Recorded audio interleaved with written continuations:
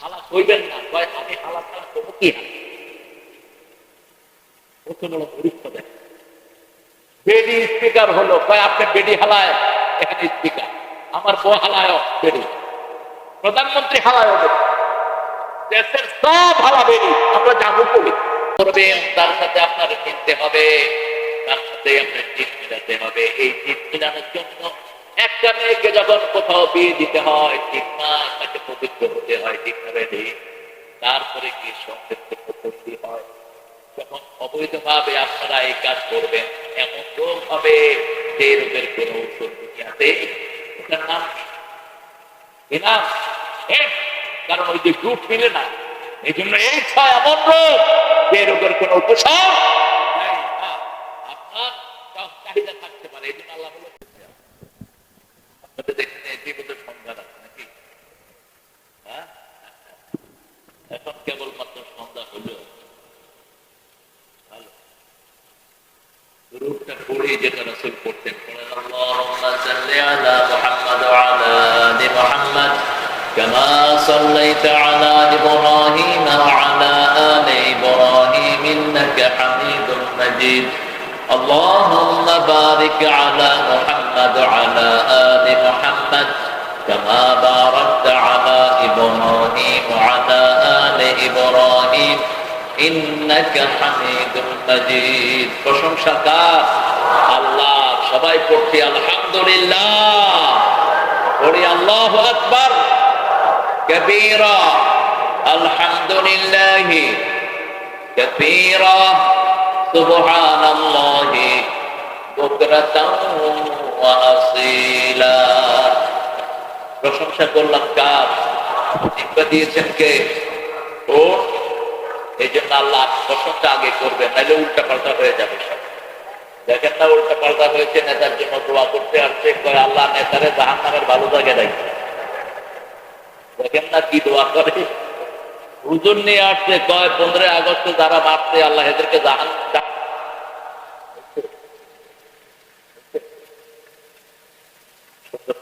আবার বলেন আল্লাহু আকবার। আল্লাহু আকবার বেশি বলবেন, এটাও তো দিতে পারতাম। আল্লাহু আকবার নাকি আমাদের আমরা সব না হয়ে গেছে। আল্লাহু আকবার আমাদের আল্লাহর স্লোগান, ঠিক না বাকি? আমাদের শিশু জন্ম নিলে গানের ভিতরে কি দেই? আল্লাহু আকবার। নামাজে দাঁড়াতে কি বলি? জানাজায় দাঁড়াতে কি বলি? সবখানে আল্লাহু আকবার। আর ওদের হলো জয়। ওদের কি জয়? জয় হলো হিন্দুদের শব্দ। মন্দিরে ঢুকতে জয়, বের হতে জয়, জয় জয় রাম, সিয়া রাম, জয় জয় রাম, জয় হোক। আমাদের ধর্মীয় শব্দ হলো আল্লাহু আকবার, সুবহানাল্লাহ, আলহামদুলিল্লাহ, লা ইলাহা ইল্লাল্লাহ। ভাত খেয়েছেন, খাওয়ার পরে পড়েন আলহামদুলিল্লাহি রাব্বিল হিসাব। আল্লাহ বলবেন যা খাইছো হিসাব দিবেন, আরো খাওয়ার ব্যবস্থা করে দিবেন কে? আল্লাহ বলছেন যখন শুকরিয়া আদায় করো, নিয়ামত বাড়িয়ে দিবেন কে? আপনাদের এই ঝিনাইগাতিতে কত নিয়ামত। এই বাজারে সকাল বেলায় যে তরকারি ওঠে, এই তরকারি দিয়ে থাকার নিয়ামত আল্লাহ দিয়েছেন। কারণ আমি দেখেছি আপনাদের এই এলাকাতে আলহামদুলিল্লাহ এইসব মাদ্রাসার বরকতে বোরকা পরা মেয়ে বেশি, টুপি পরা মানুষও বেশি, ঠিক না বেটি? এই ছোট্ট ছোট্ট দিনের প্রতিষ্ঠানগুলো এগুলো বাঁচিয়ে রাখবেন। এগুলোর কারণেই আমাদের দেশ করোনা মুক্ত হয়েছে। আপনাদের মনে আছে পরা করোনা, আপনাদের ওই সময়কার প্রধানমন্ত্রী চিন্তা করবেন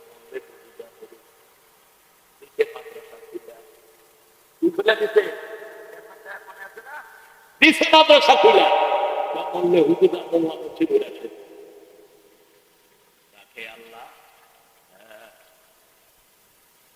ছোট্ট ছোট্ট বাচ্চারা কোরআন পড়া শুরু করলো, করোনা থাকা শুরু করলো, তারপরে মসজিদ খুলে দেওয়া হলো, বাংলাদেশ করোনা মুক্ত হয়ে গেল। গ্রামে করোনা এত বেশি আসে নাই, সব এসেছে শহরে, ঠিক তবে ঠিক। কারণ শহরের লোকেরা নামাজ পড়ে বেশি, আল্লাহকে ডাকে, গ্রামের লোকেরা ডাকে বেশি, শহরের লোকেরা ডাকে। গ্রামের লোকেরা একটু করে বেশি, শহরের লোকেরা করে উযু করলেই করোনা। কি করলেন? ওয়ার্ল্ড হেলথ সেন্টার বলছে, বুঝায় বলে, জাস্ট ফলো আমাদেরকে ফলো করে। আমি তখন নিউ ইয়র্কে আমার বাসায় এসে কারা তোমরা? We are the hand work party. আমরা হলাম আফগান। আমাদেরকে একটা হাত ধোয়াইতে, আমরা দৈনিক 27 বার হাত ধোই, ঠিক আছে? ঠিক 5 ওয়াক্ত নামাজে ওযু আছে না নাই? একবার ওযু করতে, কুলি করতে 3 বার ধুই, নাকে পানি দিতে 2, 3 বার ধুই, মোট 27 বার ধুই হাত। আমাদেরকে শিখে দাও। অন্য জায়গায় যাও যারা মুসলমান নয় তাদেরকে এটা শেখানো, আমাদেরকে এটা শেখানো দরকার। এই জন্য মুসলমান মরেছে কম, অন্য ধর্মের লোক মরেছে কোথায়? কেন? কেন? আরে খেতে বেশি না, মদ খেতে বেশি। কি খেতে বেশি? মদ খেতে। একবার লকডাউন করলো, 3 মাইল লাইন মানুষের, सब पत्रिका एसेছে, भाई आप क्या करते हैं? अरे भाई मैं तो शराब के लिए यहाँ खड़ा रहे हो, ये मेरे यार की जैसी है, उसका पीना मैं जिंदा नहीं सकता हूँ। কেন দাঁড়িয়েছেন? মদের জন্য। 3 মাইল লম্বা বলছেন মদ না হলে আমি বাঁচতে পারবো। আর আমার ইসলাম বলেছে মদ খাবি মরবি, ঠিক না ঠিক? ইন্নামাল খামরু ওয়াল মাইসিরু ওয়াল আনসাব ওয়াল আযলামু রিজসুম মিন আমালিশ শাইতান ফাজতানিবুহু লাআল্লাকুম তুফলিহুন। যেই দেশে মদ আছে সেই দেশ শেষ। এই দেশ কি? মদ জুয়া। মরা মানুষের জন্য স্তম্ভ, শহীদ মিনারের সাথে আমাদের কোনো সম্পর্ক, আমাদের সম্পর্ক হলো মসজিদের সাথে। আমাদের শহীদদের কোন মিনারের দরকার?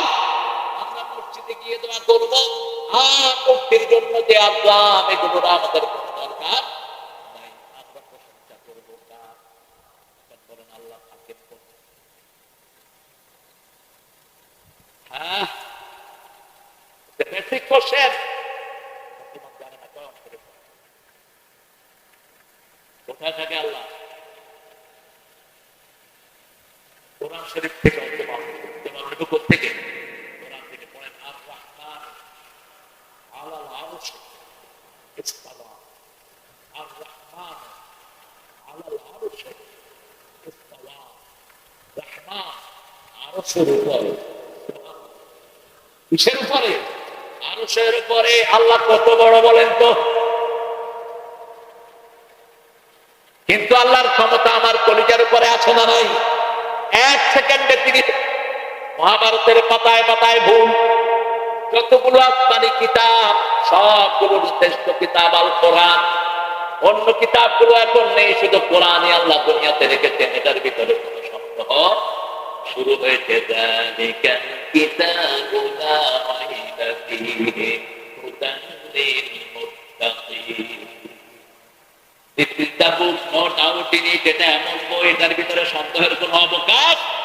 তার আগে বলেছেন আলিফ লাম মিম, এটা আল্লাহ ছাড়া আর কেউ জানে না এটার অর্থ। এটা কোরআনের আরেকটা মেরিকুলাস। দুনিয়ার অন্য কোনো কিতাবে এরকম শব্দ পাওয়া যায় না যে শব্দ কোরআনে পাওয়া যায়। ঠিক তেমন ঠিক আল্লাহ বলছেন এটার অর্থ আমি ছাড়া তোমরা কেউ জানো না। এটার অর্থ একমাত্র জানি কে? তবে পড়লে সোয়াব আপনারা নাই। সোয়াব আছে যেখানে আমরা আছি। এই যে রাতে বসে আছেন কষ্ট করে, কেন? কেন? সোয়াবের জন্য। আমরা জান্নাতে যেতে চাই, ঠিক না ঠিক? জান্নাতে যেতে হলে কি লাগবে? সোয়াব লাগবে। সোয়াব আছে যেখানে যাবে, গুনাহ আছে যেখানে আমরা যাব না সেখানে। আরেকজনের জমি দখল করলে কি আছে? গুনাহ। আরেকজনের সম্পদ নিজে কেড়ে নিলে কি আছে? গুনাহ। চাঁদাবাজি করলে কি আছে? গুনাহ। সেগুলো আমরা করবো না। বিবির গায়ে হাত তুললে কি হবে? আপনারা ক্ষেতের ফসলের ওষুধ দেন না, এই জন্য আল্লাহ হাতি পাঠায় দেয় প্রত্যেক বছর। আপনারা খবর নেবেন, যাদের ক্ষেত খায় ওরা ক্ষেতের ওষুধ দেয় না। হাদিসে এসছে কেউ যদি ওষুধ আদায় করে যাকাত, ওর সম্পদ পাহারা দেওয়ার দায়িত্ব নেন কে? আল্লাহ নেন। আপনি ওষুধ আদায় করেন না, হাতি এসে আপনার ক্ষেতগুলো খেয়ে যায়। আবার মানুষ বিভিন্ন রকমের জুলুম করে মানুষের উপর। আল্লাহ রাব্বুল আলামিন আল্লাহর সূত্র পাঠিয়ে দেয় তাদেরকে সাহায্য করার জন্য। সেজন্য আজকে কোরআনের সর্বশ্রেষ্ঠ সূরা থেকে আজকে কথা বলবো। বলেন তো কোনটা সর্বশ্রেষ্ঠ? বলেন কোরআনের সবচেয়ে শ্রেষ্ঠ সূরা কোনটা?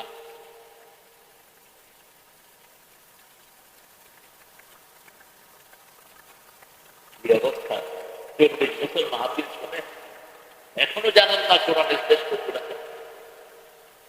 কোরআনের মা কোনটা? মায়ের দাম বেশি না বাপের? তার দাম বেশি না, বাপের দাম বেশি কিন্তু হক বেশি মায়ের। বাপ 4টা বিয়ে করতে পারে, মা কয়টা? আরো জোরে বলেন, একটা। কেন? কেন একটা? একসাথে মা একজনের বেশি মেয়েকে ধারণ করা সম্ভব নয়। জেনা করলে এমন রোগ হয় যেটার কোনো ঔষধ নাই। কারণ কি জানেন? কারণ হলো রক্ত যদি কারো শরীরে দেন তাহলে গ্রুপ মিলিয়ে দিতে হয়, ঠিক না? ঠিক ঠিক তেমনি ভাবে আপনি যার সাথে আপনার পারিবারিক জীবন যাপন করবেন তার সাথে আপনার কিনতে হবে, তার সাথে আপনার জিত মিলাতে হবে। এই জিত মিলানোর জন্য একটা মেয়েকে যখন কোথাও বিয়ে দিতে হয়, ঠিক না, তাকে পবিত্র হতে হয়, ঠিক না? ঠিক তারপরে গিয়ে সম্পৃক্ত করতে হয়। যখন অবৈধভাবে আপনারা এই কাজ করবেন এমন রোগ হবে যে রোগের কোন ঔষধ দুনিয়াতে, ওটার নাম কি নাম? কারণ ওই যে গ্রুপ মিলে না, এই জন্য এই ছয় এমন রোগ যে রোগের কোন উপশম নাই। আপনার চাহিদা থাকতে পারে, এই জন্য আল্লাহ বলেছেন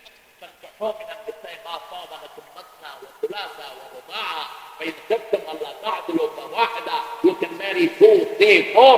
If you are fair, you won't be able to make justice among your whole life. It's to one. 2টি করো, 3টি করো, 4টি করো, যদি সম্মতা করতে না পারো কয়টি? এক মেয়েকে বেশি, আরেক মেয়েকে কম। রাসূল বলেছেন কেউ যদি ডাবল বিয়ে করে একজনের সাথে বেশি সময় দেয়, আরেকজনকে কম, একজনকে ভালো খায় আরেকজনকে কম, কিয়ামতের ময়দানে অর্ধেক হয়ে উঠবে সেই লোকটা। কি হয়ে? অর্ধেক, এক চোখ নাই, এক হাত নাই, এক পা নাই, অর্ধেক হয়ে উঠবে, প্যারালাইজ হয়ে উঠবে। এই জন্য জানতে হবে কোরআনের সর্বশ্রেষ্ঠ সূরা কোনটা। আরো জোরে বলেন, চিৎকার করে বলেন। সব 30 পারা কোরআন পড়লাম, নামাজে সূরা ফাতিহা পড়লাম না, নামাজ হবে? আবার শুধু ফাতিহা পড়লাম আর কোন সূরা পড়লাম না, হবে তো? হয়ে যাবে, নামাজ হয়ে যাবে। সূরা ফাতিহাটাকে আজকে আমরা বলতে বানাবো, রাজি আছেন? সবাই রাজি আছেন? কোরআনের জন্য যদি জানও দিতে হয় রাজি আছেন না নাই? এখন কোরআনের বান্ধব পেয়েছেন, এই জন্য এখানে বসে আমি আপনাদের ভিনেগার দিতে গত বছর হয়েছে, কিন্তু কোন নেতাকে স্টেজে পাই একটু কথাতে। এই নেতাকে ধরার জন্য যে কত মেকানিজম তারা করলো, আর সদরের এক পান্ডা একটি ছিল, তার সবচেয়ে বড় দুশ্মন ছিল মাদ্রাসার কোরআন। আমার বহু প্রকার সে নষ্ট করে বিচার নিয়েছি আমরা একজনের কাছে, তিনি কে? গণভবন রূপ হয়েছে, ফলাফল পেল একটা কোরআন আমরা শুনতাম আপনাদের ওই রানী নাকি প্রত্যেকদিন কোরআন তেলাওয়াত করে, তো কোরআন গেল করে একটা যায় নামাজও নাই, ঠিক না? ঠিক। আর জিয়াউর রহমানের ব্রিফকেসের ভিতরে কি পাওয়া গেছে? যায় নামাজ, কোরআন আর হাতে তসবিহ। আমার ব্রিফকেসের ভিতরে জিয়াউর রহমানের একটা যায় নামাজ, একটা তসবিহ আর একটা কোরআন। আলহামদুলিল্লাহ বলেন। 5 ওয়াক্ত নামাজ পড়তেন জিয়াউর রহমান, আল্লাহ তাকে জান্নাতের ফেরদাউস দান করো। মাদ্রাসা ছাত্রদেরকে যা উন্নতি তিনি করেছেন আর কেউ করে নাই। একসাথে মাদ্রাসার সব ছেলেকে নিয়ে তিনি একটা শিপে চট্টগ্রামে একটা জাহাজে করে সব ট্যালেন্টেড বাচ্চাদেরকে নিয়ে একটা স্বপ্ন বাংলাদেশের ব্রেন গুলোকে। তার পার্লামেন্টে ছিল কারা? বাংলাদেশের শ্রেষ্ঠ ব্রেন।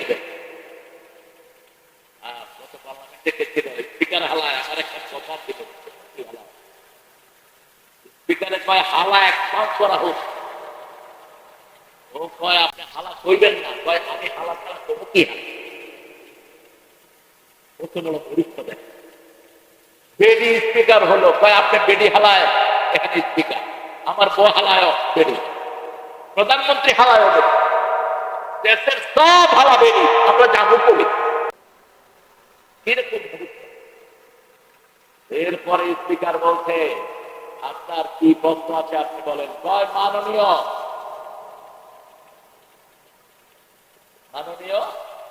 প্লিজ আমি একখানে স্পিকার চাই। কি পণ্ডিত সকল পার্লামেন্টের আরেকটা তো করতেই পারে না, পটুয়াখালী আজকে মাননীয় মাননীয় মাননীয় আমার ড্রাইভার শুনে বলে স্যার পার্লামেন্টের মেম্বার যদি আমি হইতাম আমি তো এর চেয়ে ভালো করতাম। উপদেষ্টা তো এখন এরকম একা দুই তিনটা বদলায় ফলাই করে গুরুত্ব রাখবে না, লেখা নাই পড়া নাই, উপদেষ্টা যেন না হয়, রেখে বাকিগুলোকে সংশোধন করে ট্যালেন্টেড পড়াশোনা বাংলাদেশ বেনিদের জায়গা ঠিক আছে। বাংলাদেশের ছেলেরা সারা পৃথিবীতে কোরআনে ভাগ হয়। যখন আরব ওয়ার্ল্ডের ছেলেরা দেখে বাংলাদেশ থেকে ছেলে আসছে ওদের হাত পা কাঁপছে, ওরা কয় ফার্স্ট আর আমাদের হওয়া লাগবে না, ওই যে না খাওয়া যেটা এসে চালু হয়ে যাবে। কারণ খানার ভিতরে খানার অভাব, থাকার অভাব, টাকারও অভাব, কষ্ট করে চলে তারা। এই যে একটা মাদ্রাসা কষ্টে চলে কিনা চলে, আমি ছেলেদেরকে বলবো ঢুকে যাও, যতটুকু পারেন আপনার দিয়ে যাবেন, আপনার কৃপণতা করবেন না। আপনি আজকে মারা যাবেন, এই মাদ্রাসা আপনার জন্য ছাত্রী হয়ে যাবে। যতটুকু ছেলে এখান থেকে বের হবে, এরা আলেম বের হবে, ঠিক না বের হবে, এরা নামাজের ইমামতি করবে, কোরআন করবে, এদের সবটা আমাদের আমল আছে। পড়েন আলহামদুলিল্লাহি রাব্বিল আলামিন। প্রশংসা আছে যেখানে নিয়ামত আছে সেখানে প্রশংসা করলেই আল্লাহ বলেছেন আমি বাড়িয়ে দেব। লা ইন শাকারতুম লা আযীদান্নাকুম।